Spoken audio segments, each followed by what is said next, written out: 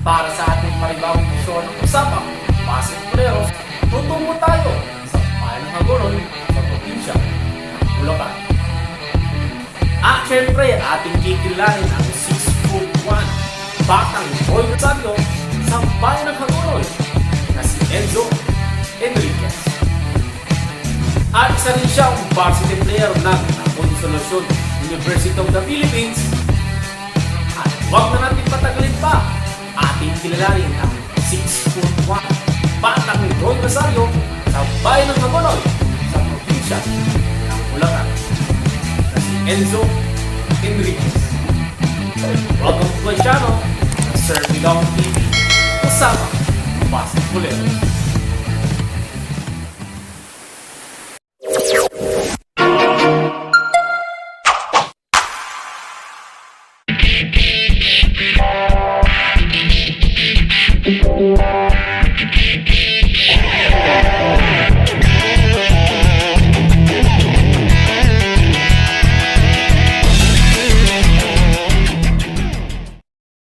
Basketboleros. Ako nga pala sa Enzo Enriquez, 18 years old, height 6'1", playing position small forward, power forward, at nakatira sa Rosario, Hagonoy Bulacan, at dating naglalaro at nag-aaral dito sa Consolacion University Philippines dyan sa Malolos, Bulacan. At you're watching Sir Pidong TV, Usapang Basketboleros.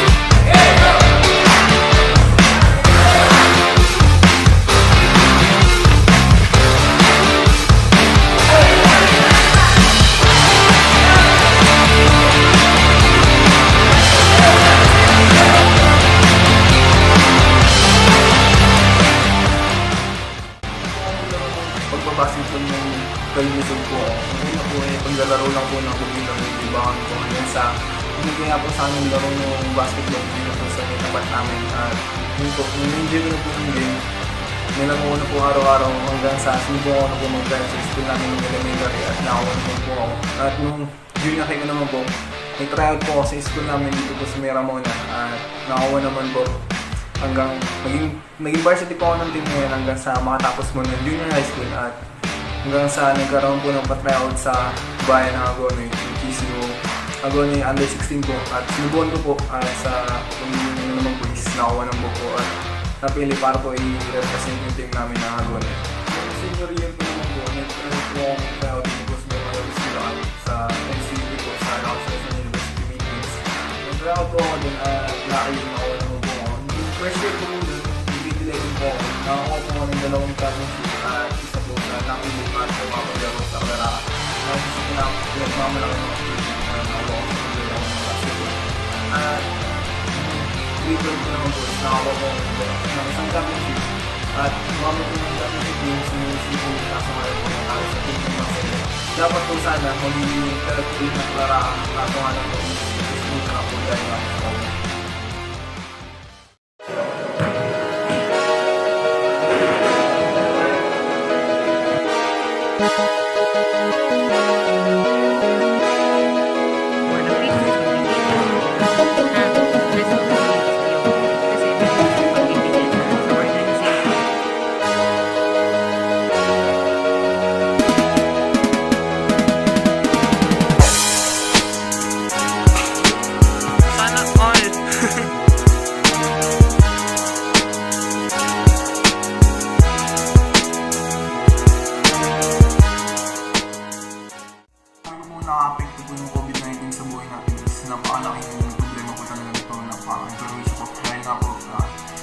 Dami pong buhay na nagtatransform dito. Tulad na lang po ng iba na namumblema akong sa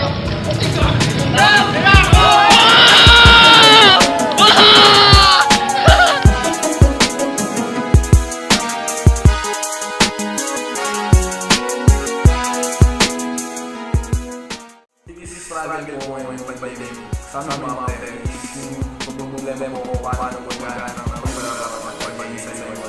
Kasi sa panahon mo is delikado po kung laro yung mga problema kung paano paglalaro.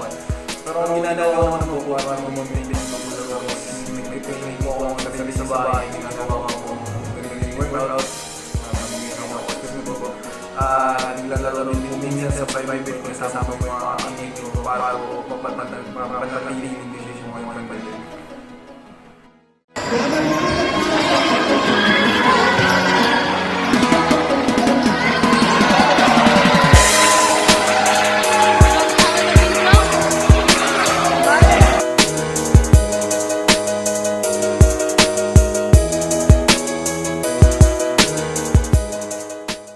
Isang player po na nangangarap na makapaglaro po sa sikat ng liga dito po sa bansa natin is binibigay ko po yung 100% ko sa mga workout at mga tryout na ginagawa ko para po susunod dahil ikanalakas ko naman po ito at saka sa mga kapwa ko manlalaro na nangangarap din na makapaglaro na sa isang sikat na palaro dito po sa bansa natin is bigyan lang po natin yung best natin sa mga tryout o mga workout na ginagawa natin tsaka huwag po tayong papadala sa mga sinasabi ng iba na pag dinadown po tayo. Gawin na lang po natin motivation yun para po mag-workout po sa mga practices o sa mga training na ginagawa po natin.